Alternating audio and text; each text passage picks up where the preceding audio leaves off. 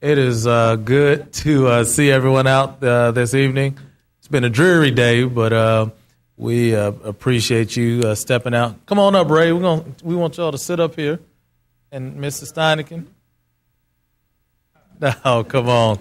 But we want to, because we have such a small gathering, we want everyone to come up close, and we want to hear from you all. Today is our first public hearing on our 2013 budget. We do this annually, and just kind of as a heads up, and I don't know if I'm stealing some of Mr. Jay Vanicki's theme. I generally do. Okay. But each year, based upon our organizational structure of DeKalb County, we have two branches of government, the executive branch and the legislative branch. Commissioners, we are the legislative branch, and our CEO is the executive branch with his staff. By law, they have to submit their proposed budget to the Board of Commissioners by December the 15th of each year.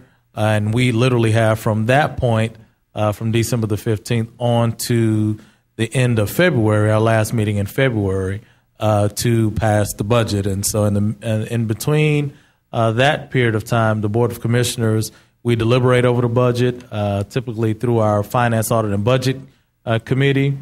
And we talk to staff. We talk to the administration about things that are in the budget. We hear from various departments, and that helps to inform us in the final analysis of our budget decisions that we make as a board. And so today we want to allot the opportunity to hear about the budget as was recommended by the administration, and you'll get as simple of analysis of it as you can by Mr. Jay Vanicki, who's working on the technology piece there. We had the slide up and going. And so we'll hear from him today. But before we begin, I want to acknowledge my colleagues and have them introduce themselves as well. For all those who are present here, this meeting is also being recorded and will show throughout the coming weeks for the public to hear on Comcast Channel 23. So there we go. I want to go ahead and start with one of our committee members, Commissioner Sharon Barnes-Sutton. Just introduce yourself, and we'll go to Commissioner Rader. Okay. I'm Sharon Barnes-Sutton, Commissioner, representing District 4. Good evening. I'm Jeff Rader. I am the DeKalb County Commissioner representing District 2. All right, thank you. So we're 3 of the 7 members of the Board of Commissioners. We may have some coming in and out today, but again, we have multiple meetings scheduled. And just for the public's sake, Jen, I need you to help me with this. We have 2 more meetings similar to this that would occur. One in Dunwoody at Dunwoody Elementary. That's on That's on February the 12th. And then we have, and that will begin at 6:30 p.m. Again, that's at Dunwoody Elementary. And then the next one is on February. Where's December coming from? On February the 13th. That's actually 4. On February the 13th at Stonecrest Library. At Stonecrest Library in Lithonia, and that will begin at 6:30 as well. I'm sorry, not at the Dunwoody Elementary, Dunwoody Library. Thank you. Director of our library system, just let us know that. So again, February the 12th, 6:30 p.m. at Dunwoody Library, and February the 13th at 6:30 p.m. at Stonecrest Library. One's in Dunwoody, one's in Lithonia. And so we'll have 2 more, as well as we will have 2 hearings at our official Board of Commissioners meetings, kind of with a similar process to this. It won't necessarily be question and answer, but we will hear from the public in terms of their opinions about the budget as been presented. And you'll have that occur on Tuesday, February the 12th, and at 10 a.m., and also on Tuesday, February the 26th at 10 a.m. as well. On the 26th, we will actually vote to approve some version of the budget that you will be presented. So that's kind of getting some of the general details out of the way regarding That typically what you have, again, as the CEO submits his budget to the Board of Commissioners, the FAB committee, as we call it, the Finance, Audit, and Budget Committee, begins to deliberate more in detail of the budget. It's always our goal to give a recommendation to the overall board. Sometimes that happens, sometimes it doesn't. But to give a recommendation to the overall board in terms of what we desire to see in the budget. And then the full board will vote on that. Again, the final vote will be on Tuesday, February the 26th at 10 a.m. With that being said, I'm going to now turn the meeting over to a member of our central staff, Mr. Jay Vanicki, and I always forget his official title, but he's the one that takes the budget from the CEO, analyzes it, gives us his evaluation and thoughts regarding it, and that's kind of the beginning point of that. We also have other of our central staff members here. We have Mr. Antoine Brown over here to my right, to your left. And we also have other department heads and members as well. And then throughout the evening, I'll go ahead and acknowledge them. So, Mr. Vanicki, Jay Vanicki, it's all yours.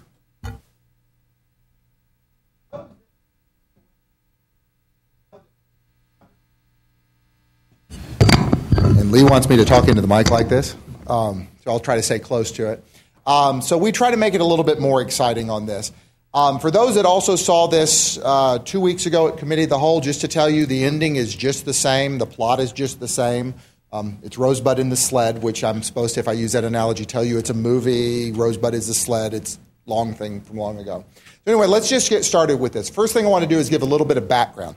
First thing you need to know, the DeKalb County property values have plummeted. Everybody knows that, but I kind of want to show you a little bit about how it's dropped. There's two big categories. There's residential property and then everything else, commercial, industrial, motor vehicles, utilities, all that combined. If you start to take a look at it, this darkest portion of it is the residential. Went from about $16 billion to about $11 billion.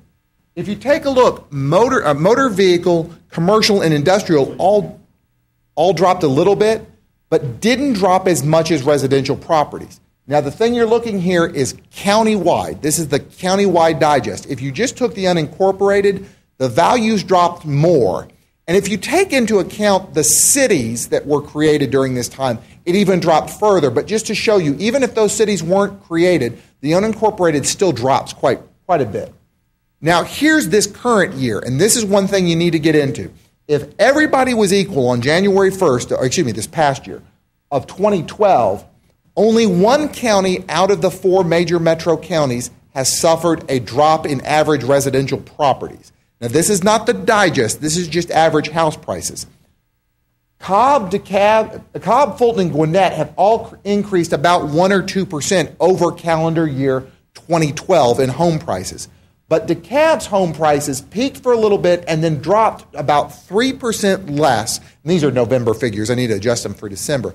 So DeKalb, out of the four major counties, is the only one in 2012 to actually suffer a housing price decrease among residential properties. Third thing you need to know, background. This is what really matters when you get down to budgets. How much cash do you have in the bank at the end of the year? At the end of 2010, DeKalb was actually in the hole $13 million in the tax funds. Now, one thing I don't particularly like doing is adding all the tax funds together. It's inappropriate, but if we went individually, we would be here all night, and there's a game. Clemson's playing UVA at about 9 o'clock, so we have to be done by then. Seriously, we have to be done by the time that game starts. So we've got 8 different funds, but overall it was a negative 13. And if you take a look, the general fund was even in worse shape at negative 15 million. The fire fund actually had 2 million. The designated fund was in the hole 5 million, and like that. I've kind of separated out for a little bit more digestible point. 5 operating funds. Forget Grady and forget the 2 bond funds. They were in the hole negative 15 million. There was a tax increase in 2011. And then at the end of that year, overall, $30 million in the 5 operating funds combined was about $20 million. Now, when the books closed in 2012, the numbers now improved to $41 million with $30 million in the 5 operating funds combined. And in the proposed budget, it's proposed to stay just for those 5 funds alone at about the same $30 million thing.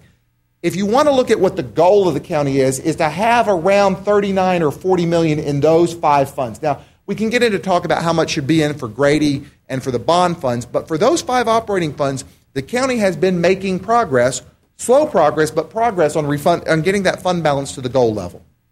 Now, this is just, love to show everything on a very zero scale. This are the tax increases that have happened over the recent past. You've got one thing here for a bond issuance. You got one thing here for Dunwoody, the tax increase of 2011, and this is actually now adjusted a little bit lower. That's the original proposal, but the newest proposal is a little bit lower. Went from, I think, 1.69 to 0.64 mils, and the Commission is going to have a retreat on February 15th to discuss even lowering that 0.64 to no increase for this year. Next up, I just kind of want to show how the tax bill has gone for individuals in this time. For an average home property, back in 2007, you paid just shy of $600 a year. Now, that went as high as almost $700 in 2011, but when you adjust for housing prices, the person in that same house on 2013 is probably going to pay less cash out the door, a little bit around $500 even, than they paid before the recession.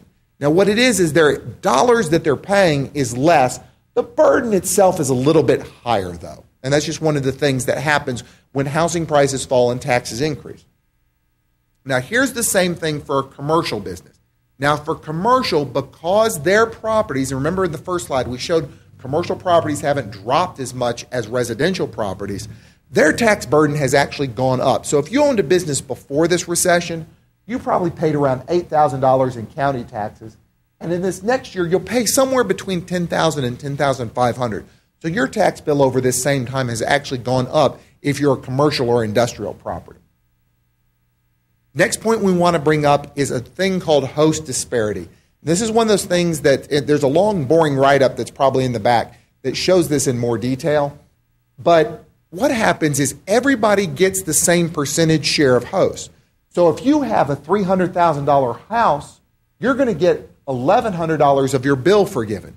You have $100,000 of a house, you're going to get shy of $400. Now, you're getting the same percentage based off your house value, but the raw number is changing. And the reason this is brought up is DeKalb has a unique situation where we have a county that has a great strata, just different groups. We have $300,000, $400,000 houses, $100,000 houses. And what's happening is when you isolate it pocket-wise, the smaller value houses are not increasing in value, but some of the higher price values are increasing in value. Therefore, their share of the host is gaining. Okay, next up, I want to hit on major issues. I'm not going to spend a lot of time on this because part of it is we want to hear from the public on it, but I'm going to hit the highlights on it. Here are some major issues that the board is going to look at or has been looking at. The first one is the debt refinancing. Part of the proposal in this budget is to refinance a whole lot of the bonds that we have issued in the past from water and sewer and general obligation debt. However, one of the more proposals that has a different twist to it is the bonds we have related to Grady. The original proposal, or the proposal on the table at this time, is to forego paying the debt for 1 year, it's permissible, and start up the next year. That can happen. The other option would be to do like a house refinance where you have a little bit lower payment and carry it out. So that's one of the issues the board is grasping. Which one of these two options is better? Second thing is, if there is a millage increase, the board would like, and they've stated this in their budget priorities resolution, to be able to tie these increases to any spending. So in other words, be able to look at everybody that's a citizen out there and say your taxes are going up and this is exactly what it's paying for. It's adding this staff or keeping this staff on board or keeping this facility open or opening this facility. Being able to tie any increase to any fee or tax to something tangible so that you as a citizen can see what that increase is going for.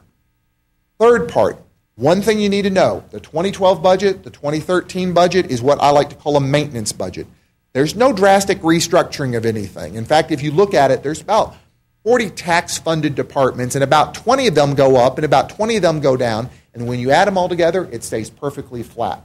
So it's basically a maintenance budget. It maintains the level of service. Fourth part, there's an issue with public safety and the way positions are counted in it, and that's one of the things the board and the budget committee have been working on, is trying to come up with a standard way to talk about what the county funds in positions. How many public safety officers were funded before the creation of Dunwoody and Brookhaven? How many will be proposed after this? And that's part of the retreat is going to spend a great deal of time looking at that, along with the question of how many officers should there be? Part of the area that they patrol has shrunk, so does that need to contract? Does the distribution of precincts need to change? Things like that are going to be considered. And like I said, I'm going through this a little bit fast, but it's allowed time for comment. Next thing you need to know updated information from the last time. There is a little bit different from the presentation. The CO submitted an amendment letter to the board on January 31st, and there was $13 million more of unexpected revenue because the books closed and were a little bit higher, or from other things that happened. So basically, there's $13 million more in the checking account. Now, some of that's being used to shore up fund balance, and some of that is being used for increases to department. We're still awaiting more information from the administration on exactly how that's all being added together, how it works out in the end. But there's some departments you can see, Sheriff, Planning, Tax Commissioner, who have increases in these budgets. And so those increases will also be talked about at the subsequent budget meetings and the budget retreat. One thing this extra funding does is it lowers the requested tax increase to 0.64 mils from the 1.69 that was offered on December 14th. So a great deal of that funding was used to lower that tax increase.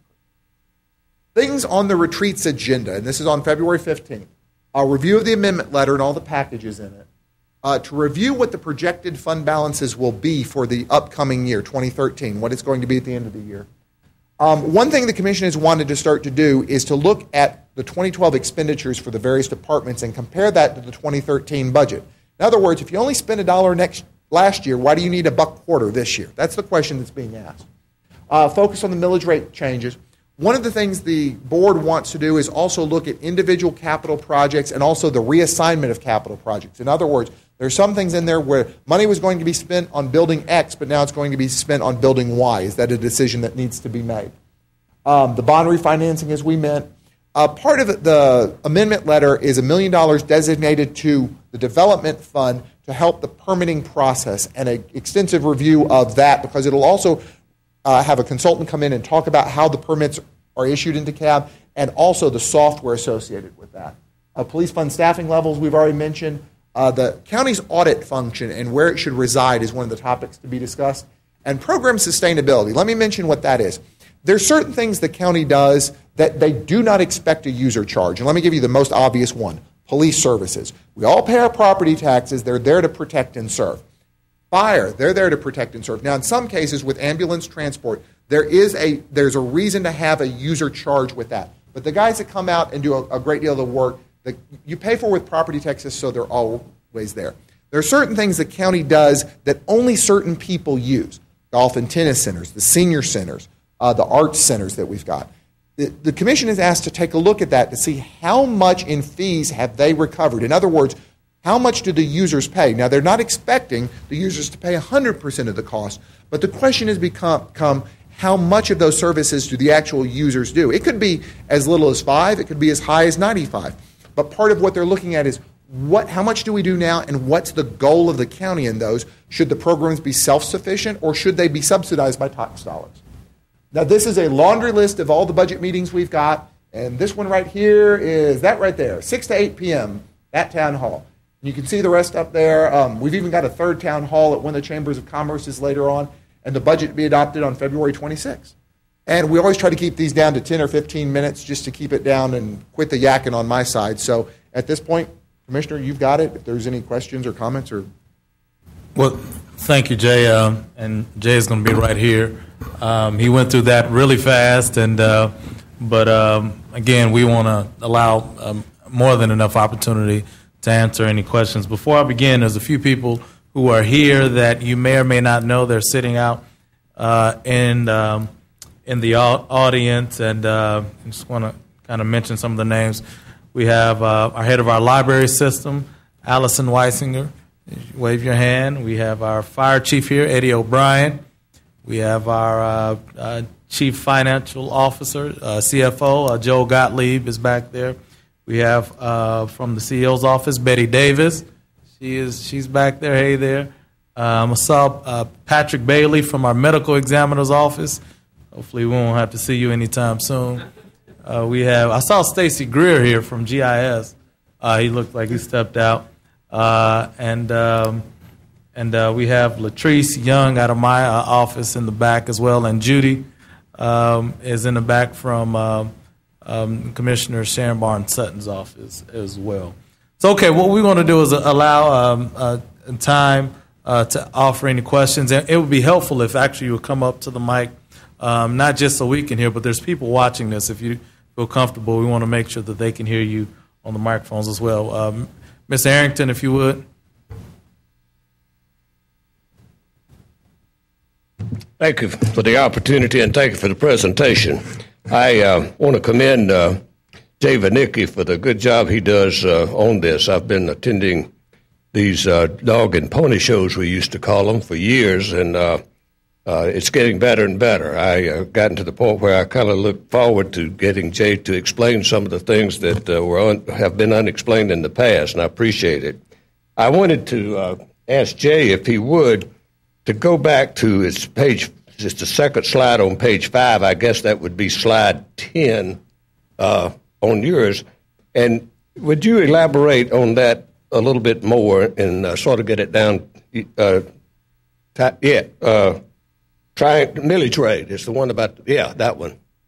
I didn't quite follow that. Like you say, it had to be presented very hurriedly, but I think that's critical, and I would just like a little deeper explanation of that. Thank you. What happened was when the board passed its budget priorities 2 years ago and this past year, what they've asked is anytime a millage rate increase or a tax rate increase or a fee increase is proposed in the budget, for it to always be tied to either positions or operations. So in other words, it's basically identifying the lower priorities of the county because that's what citizens would want to reduce if they don't want to have a tax increase. So what it's saying is that anytime a tax increase is proposed or a fee increase also or a rate increase, tie it to positions or operations so that the citizen can see why you're raising the rate. In other words, this is being raised to pay for this specifically. Okay, any additional questions? Mr. Sims. Go ahead. Okay. Jay, you mentioned the host tax, excuse me. How much is it projected that the host tax will generate for the fiscal year 2013, 2014? Ballparking, I don't remember it exactly because we've also got this situation with Dunwoody and Brookhaven getting portions of it now. Always just tend to use the term 90 million. Somewhere between 80 and 100 million is always your good guess. Okay. So that's down a good bit from where it used to be. Actually, one thing that's happened that if you look at economically, sales tax has actually stabilized. Now, we had gotten to the point we were hitting 100 million at this county all the time, and it dipped into the 90s now. But right now, if there's one, and they'll all vouch, I'm Chicken Little on anything with economics.